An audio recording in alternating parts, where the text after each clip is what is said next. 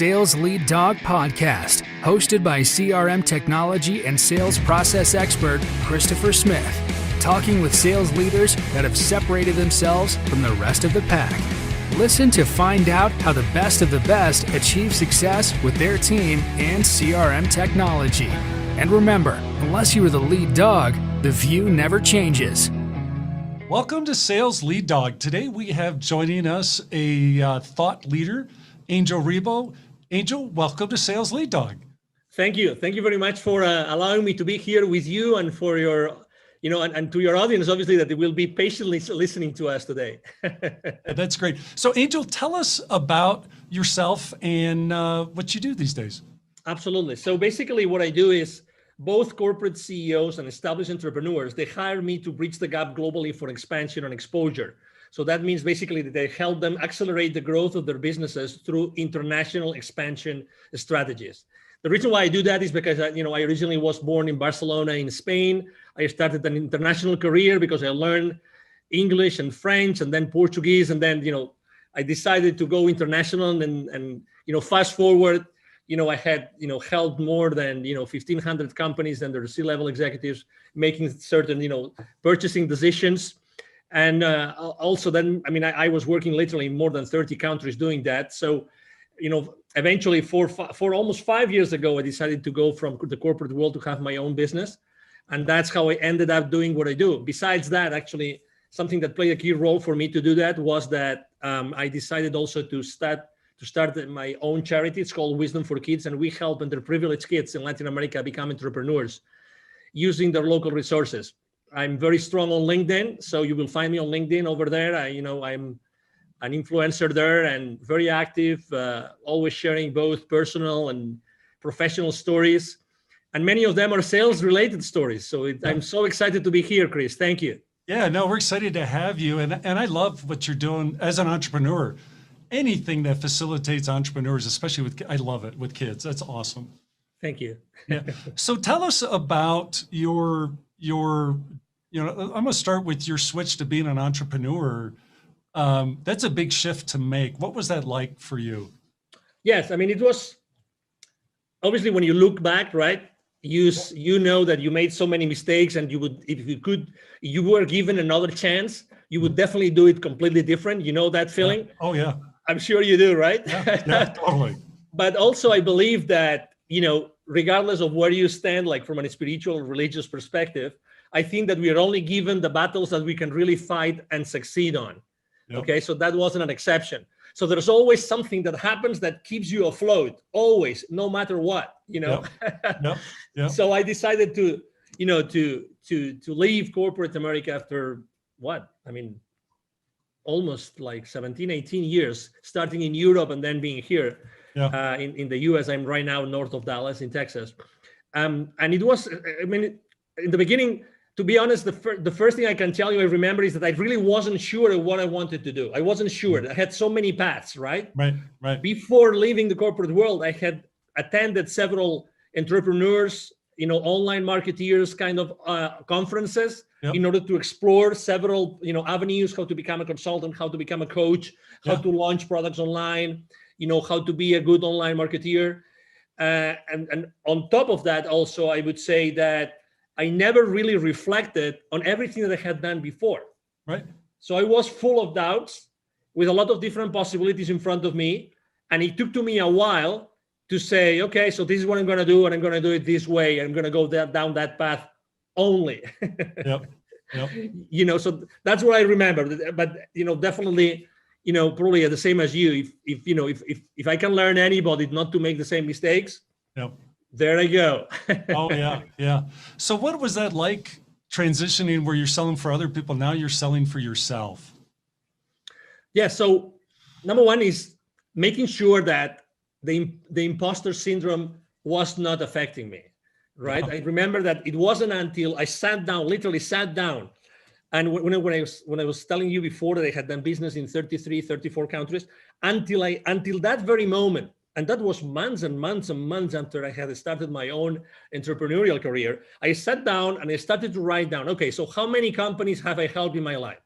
And I tried to cut and paste different spreadsheets from different, places I had worked and done business with, and companies and industries. I put them all together. And then I said, okay, how many countries? Those different companies, where are they based?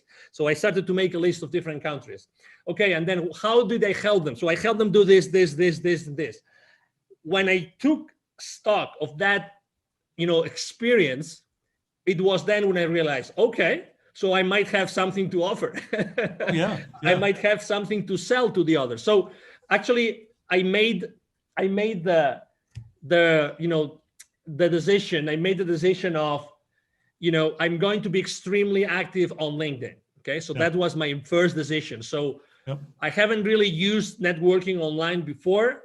Right. I was using it like reactively. Now I'm going to be proactive, and I'm going to make LinkedIn the place where I'm going to conduct all my sales. Before, I don't remember selling a single thing. Nothing since the 90s, where I don't remember when LinkedIn was founded, but until 2016, when I decided to set up my own company. So that was the first thing. So I started to see, okay, so I'm going to do this. How do I create an audience? And then I started to learn how to do business on LinkedIn, how to reach out to people. I made so many mistakes. I mean, crazy things. Crazy things. It really, obviously there were people blocking me, and you name it. Trying to reach out the wrong way, and trying to be artificial, trying not to be me, to be honest, because I was in this. If I had to describe it, in some sort of quicksand, that you know what you do, but you really don't, and then you one step forward and two steps backwards, all the time. And then obviously after starting like doing some marketing, and then having the conversations, right?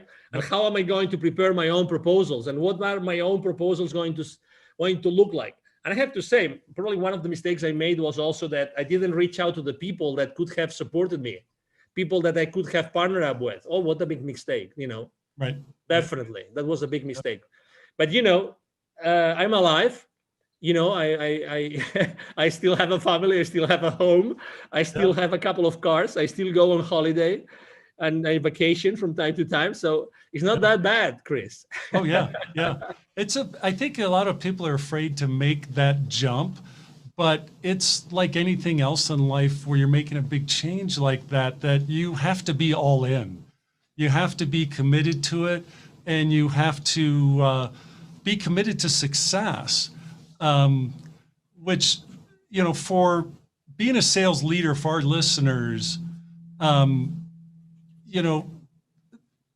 they might not want to be an entrepreneur, but hey, that's like, hey, I want to make that transition into sales leadership, or maybe I want to go for that position at another firm that might be a much bigger role than I have today. What should they take from the lessons you've learned to motivate them to make that leap? Well, number one, whatever the route is that they pick is good. Okay, it's okay. So because we tend to be so hard on ourselves, oh my God. Okay, so whatever the decision you take is going to be the right one for you. Okay, so that's number one. Number two, if you decide to make that leap, that change, then I would say, just as you said, there's a mantra I use with all my clients all the time, which is take imperfect action now. Take imperfect action now. That's my favorite one. Yep. So I would say, there's no perfect path to where you want to go. Right.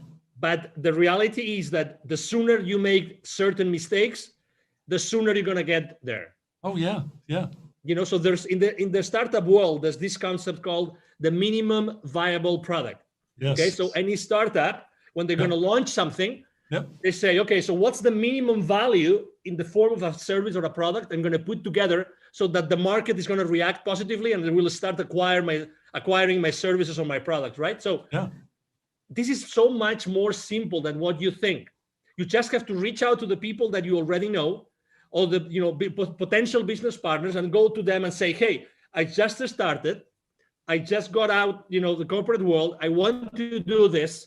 Would you be willing just to have a coffee, over coffee conversation and tell me that makes sense? And if you would be willing to tell me your feedback about this, it's as simple as that. In a week, you can have 5, 10 conversations like that, Yep.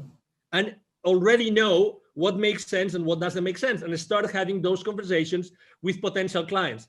Again, I was talking about making mistakes on LinkedIn and sending the wrong messages. If you genuinely, even if it's people that you don't know, if you genuinely reach out to people and ask them for help, Yep. I mean, don't explain them your life, okay? Just, I need your help because I just left the corporate world and I would like to, proof test something that I want to change, to launch to the market. I tell you, maybe it's not going to be a 50%, but there's going to be a 10%, 20% of people that are going to say yes. And they will be able to meet, they will be willing to meet over coffee with you to discuss that. Yep. Yep. I mean, and the ones that have been there, the ones like you and me that we have been there, oh my God, do we want to help other people not to make the same mistakes? Oh yeah. Of course. Yeah. Of It's course so we want. important. Exactly. Yeah. Exactly. So, I think that's the most important thing. And again, you don't have to wait. I remember that one of my excuses was, we look for so many excuses. As soon as I left the corporate world, my company held me and put me, they gave me a very nice package and everything. Yep. And they gave me an outplacement company to work with, right? To find another job. Right. I remember being the only one. I mean, very high level executives on the same meeting, blah, blah, blah. I was the only one in the entire room that wanted to be an entrepreneur. Right. The only one, every single meeting. So I would have a meeting, 1 or 2 meetings per week with them, with other executives looking for a position. Yep. I was the only one that wanted to be an entrepreneur. The rest wanted to have another job, another gig, or another company, which is good. Again, it's good. It's perfect. And again, there's nothing wrong. But the sooner you start going down that path, Yes. the better for you. Yes. Because you need reinforcement, and you need reinforcement, and you need to learn lessons. Nobody will learn their lessons. You need to be yourself in front of the reality that you're going to be, acting on. And the new reality is you before other companies that want or might want what you are going to offer to them. Yeah. And I liked your advice to work your network, seek out help, ask for help from people in your network to say, hey, I'm thinking about making this transition, be it, maybe it's a new job, maybe it's not, to be an entrepreneur, but there's still a lot of people that have done the same thing already that, that are say, hey, whatever you do, don't do this. I did that and it was a dismal failure. Try this instead. It's you can't buy that kind of help. Exactly. And also something else that I didn't mention, but something that would have helped me a lot is probably to ask for help, even to pay someone to coach me in that process. Yes. There's coaches out there. There's people that have done this. There's people that help you get from a position at the corporate towards becoming a successful entrepreneur. There's people doing that. Oh my God, I wish I had taken the decision. I had made the decision of having someone hire someone to do that for me.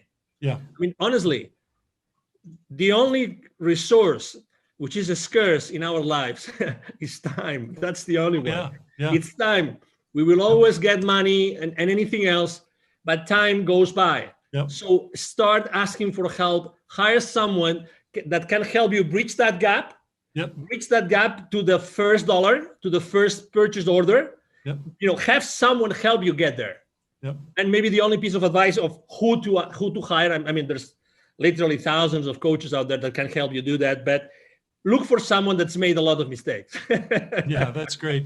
So when you're working with your clients, is there a common struggle or pain point that they have that hold them back from success? Yes. It's definitely, they don't feel comfortable selling. They know they have a value proposition. Some of them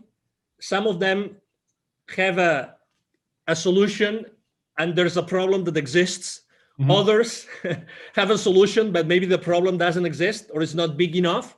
But it doesn't matter. That's why we are there to talk and we're there to discuss and how to make that value proposition really viable in the market. But still, I think that's the most important thing, to make sure that I help them do something that they're just feeling comfortable. Not everybody feels comfortable asking for the purchase order. And needless to say, not everybody knows how to go to the market, which is another thing, right? That's why I always say it's expansion and exposure. expansion and exposure. So expansion is developing business, but exposure means what are all those marketing tools, strategies, and tactics that are going to help you to get to that place, to get to these people that might hire you or buy your products. And that's what they have in common. Let me add something to this, if I may, Chris, which is obviously every time we talk right now, when I'm having this conversation with you, I'm attracting a specific kind of person, right? I'm attracting a specific kind of entrepreneur, a specific kind of C-level executive. I don't attract everybody. And that's okay. I know what I'm saying, and I'm being me, and I know that I'm going to attract certain persona or a certain avatar, and that's okay. The world is full of people that need my services, and it's the same with you, and it's the same with you, Chris, and it's the same with everybody that wants to go from corporate to becoming an entrepreneur. We are unique in our lives, we are unique in our experiences, and we are unique in the way that we can deliver that value to our potential clients. That's why we'll never, that's a conversation you've had probably hundreds, if not thousands of times. I remember when I was training my sales force, the new sales reps would come to me and say, hey, okay, so where am I going to find leads? Oh, that's an interesting conversation. So, we would tell them, okay, so this is the source of leads, and I'm sure that your sales VP or your sales manager is going to give you a whole bunch of leads, and then there will always be someone in that sales training, someone raising their hands and saying, and what if I finish my list of leads and nobody has wanted to give me an appointment? I said, okay, that's interesting. I'm gonna do that myself. I'm gonna expose myself with you in front of the rest of the class, right? So if you ever finish all your lists of leads, I commit to you that I will be sitting down with you for an entire day, and we will both look for additional leads or list of leads online or in any other institutions that could provide you with potential clients of your business. Obviously, the message I was trying to convey is it that there are not enough leads or potential clients to you, or is it that maybe the work that you're doing is not good enough? Maybe the questions that you're asking, maybe the phone calls, maybe the places where you're looking, right? The reality is, Chris, that nobody ever came back to me, since the 90s asking for lists of additional leads. Right. Nobody. So at the end of the day, obviously, we all have to learn somewhere, and we all have to start, with inside sales or whatever, or telemarketer, marketing, or whatever that is. What's your craziest sales story from your career? Well, there's plenty, but I have to say the one that I will never forget. So this is the deal, okay? So this is a multinational company. They're all over the world. What they do is they do electric motors. Okay, like all sizes. They're huge. Okay, they are originally from Brazil. Okay, and they were basically opening a huge. No, they had just acquired a new massive manufacturing plant in a specific place in Mexico. Okay, so the headquarters were using a specific technology, right? Which was actually the technology that I was representing. Okay, so I was covering the entire territory at that time, and I said, okay, wonderful. So we're just going to just acquire this company, so it's going to be an easy sale, right? So they just acquired this additional company here in Mexico. In Brazil, the standard technology is our technology, so it's going to be a piece of cake. Right. It's going to be a piece of cake, right? It's, they already know the advantages, blah, blah, blah, everything. All right. To make things worse, I'm originally from Spain. As I said before, I was in Mexico, and I was doing that. That wasn't a direct sale from me. So I was doing that indirectly through one of my business partners. Okay. One of my channel partners, to say it properly. All right. So I said, just go there, do all the groundwork, and then whenever you need me to, for the final stages of the negotiation, I show up. What was even worse was that the CEO and general manager of that company in Mexico, he was also from Spain. So I said, oh my God, we will be able to talk about soccer, and we will be able to have a nice meal together. And we will, so you name it. when you already have this image in your brain. Yeah. It's lining up. Everything's lining up. Exactly. Yeah. What are the chances of this Brazilian company buying a company in Mexico, and the CEO and GM, he is a Spaniard, right? Yeah. Okay, so we start the sales process, blah blah blah, and then I start receiving symptoms, right? I mean, hey, there's a strong team. They had something like a 35, 40 engineering team, and those were each one represented X thousands of dollars of that particular proposal, right? Yep. So, but suddenly from, the sales director of that channel partner of mine, hey, there's a strong group which are using a completely different technology. These guys have never used our technology. They use another one, and they're very strong, and they really believe it's much more important, right? So I have to say that unfortunately we took shortcuts. We didn't analyze the decision process properly. We didn't analyze the decision criteria properly. We didn't have enough conversations with the economic buyer, with the CEO, with the GM. So we took so many shortcuts that we ended up losing the deal. Oh my. And it was several hundreds of thousands of dollars. Yeah. Several hundreds of thousands. So I will never forget the name of that company. Obviously, I'm trying to be extremely respectful and don't disclose the name of the company. But I have to tell you something. With the director of sales of that channel partner, we became friends because we were badly defeated. And obviously, all the company knew about that deal. When that deal has so much visibility inside the company that everybody's expecting us to win it. Yeah. So we had to go back and say, we lost it. What? We lost it. Yeah, we lost the deal. Well, to recover that account, it took to us 4 or 5 more years. Wow. 4 or 5 more years to get it back, to have, to perform, enough proofs of concept there, and to make sure that we were doing the right benchmarks of technology against technology, blah, blah, blah. And I guarantee you, we never took any other shortcut. We didn't take any other chances in any other deal. I tell you that. Oh, I bet. Dealing with rejection is a big part of sales, and being a sales leader and modeling that, how you handle rejection. I think it's important for a sales leader to model that for their team. What's your recommendations for sales leaders in terms of how they create the proper perspective in their sales team, especially the younger people that are getting started in sales?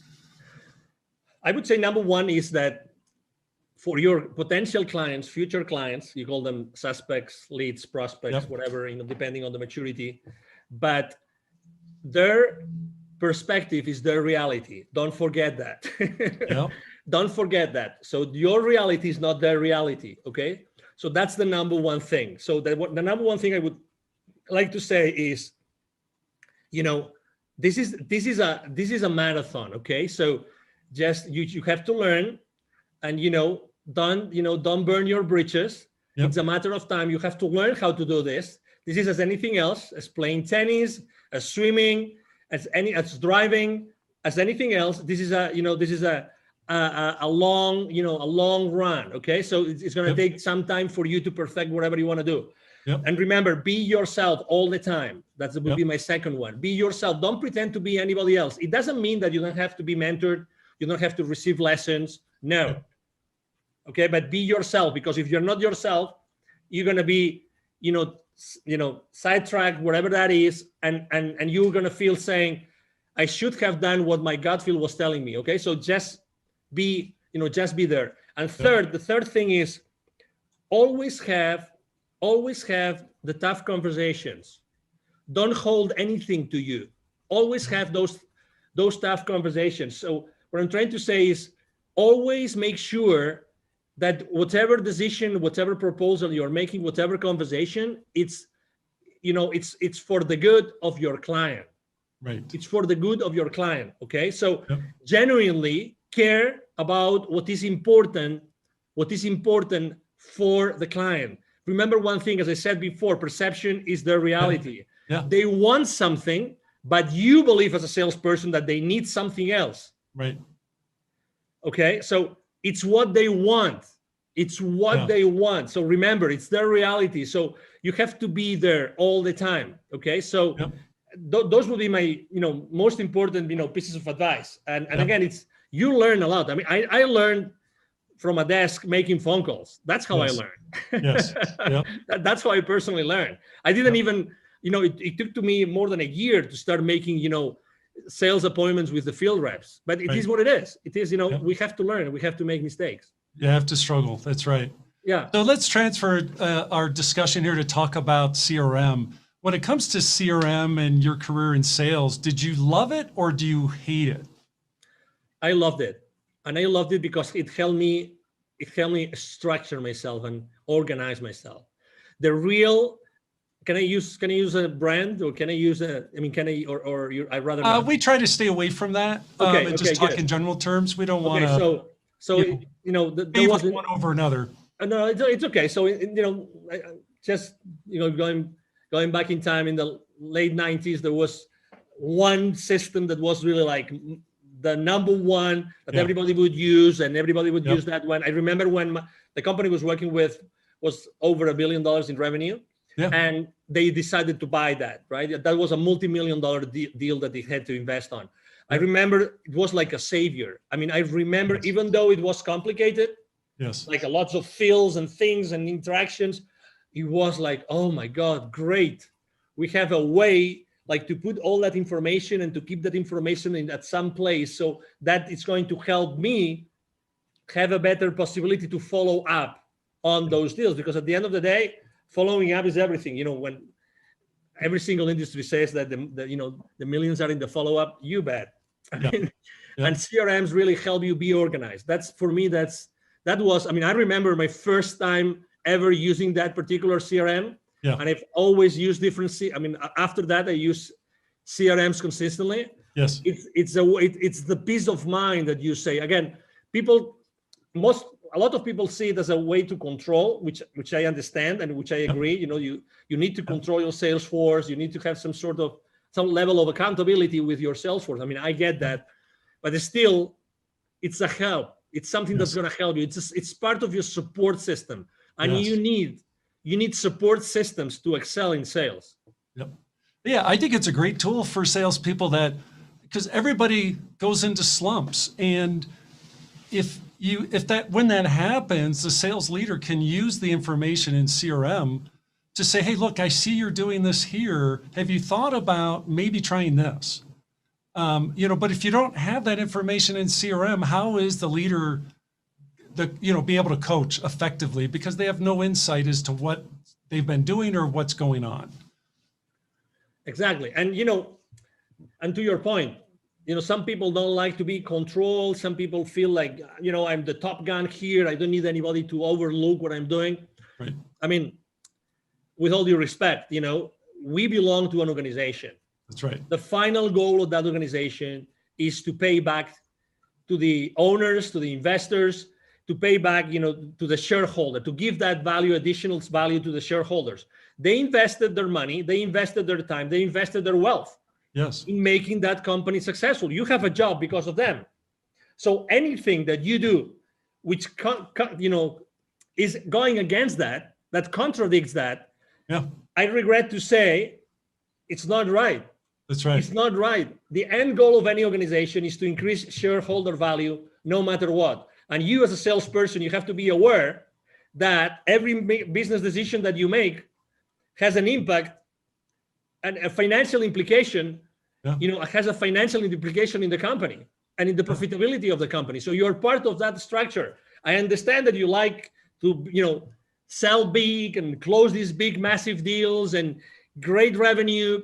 But okay, so what are the implications of closing that deal? First, as I said before, for the client, is it going, because in the moment that you close a sale, remember, it's good for you because you get the revenue, but it's a problem in the financial statements, right? It's remember, you are a problem for your client until your client starts to recover the investment.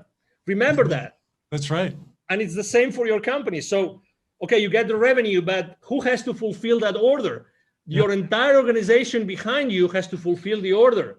Did you take everything into consideration so that you will be able to profitably fulfill that order for your client? These are the kind of things that you have to take into consideration every time you close a sale. Yeah, I could not have said that better, Angel. That is so. Thank you. That's one of the discussions I love to have when we engage with a client is, okay, what happens when that deal's won? What is that being supported by your CRM? Is the information in your CRM to support the team that downstream that, as you said, they now have to take care of that customer. They have to own that relationship and make sure they achieve the ROI on their investment. So important. Absolutely. I mean, in all honesty, I mean, if we want to keep our teams accountable, I mean, we have to, and we want them, all of them, to be engaged, right? I mean, we have to educate them. I mean, very honestly, I mean, because you sell every single day. So I think that having those financial implications conversation is like the elephant in the room. Yes. It's like the elephant in the room. Who feels really comfortable? I mean, have you ever felt this? Let me ask you a question, Chris. Have you ever been in that situation in which you're trying to close a deal, you're in a negotiation table, and suddenly the CFO of your client shows up? Oh my God, you are with the fingers like this, cross fingers, saying, I pray to God that the questions from the CFO are not going to be that difficult, so I can still answer them, and they will still be interested in doing business with me. Yes. Because if we get into, if he pulls up his financial statements and he starts going on like, okay, so this and this and this and this, and he starts making these difficult questions. Oh my God, you might even have an MBA, but even if you have an MBA, how long ago did you forget all the financial principles? Oh yeah. That will eventually allow you to understand what the CFO is going to say, but you still want to win the PO, right? Yep.